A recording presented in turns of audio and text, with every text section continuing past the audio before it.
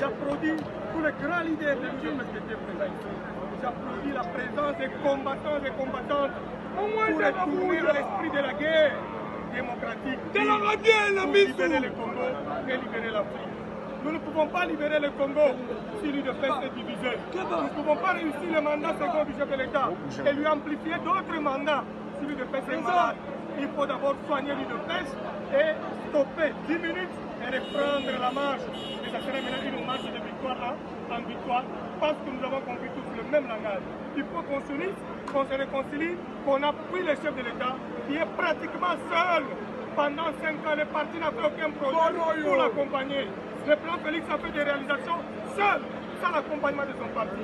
Aujourd'hui que le parti a pris conscience de chasser de sa tête celui qu'on appelle Kapouya, qui a violenté le texte du parti, qui a utilisé les postes du parti pour ses propres guides, en prenant les kabylistes et les montfoutistes, en les nommant à des postes, en les enrichissant, en laissant les combattants de l'UDPS pauvres, afin que de l'autre côté, la rébellion, à l'intérieur ici, le pose opposant, kabylistes et montfoutistes, ils nous minent de l'intérieur, ils s'entissent, ils deviennent forts, et demain on nous surprend, on nous charge du pouvoir.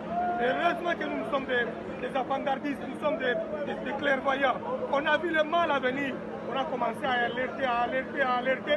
Aujourd'hui, les parlementaires devront récupérer la situation. La force du projet qui a toujours été au combat. L'exécutif national, tout lui-même, travaillait, l'ont désavoué. Quand on nous parlait de la représentation à l'extérieur, quand on nous parlait des fédérations de toutes les 26 provinces, Kapouya appartient à l'histoire.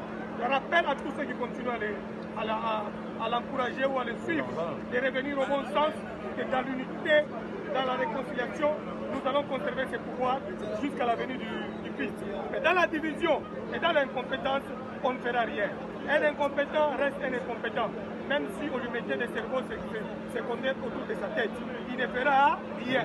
Il vient de démontrer à la face du monde qu'il est un véritable incompétent et on va lui décerner dans les jours à venir un doctorat en incompétence matérielle et politique.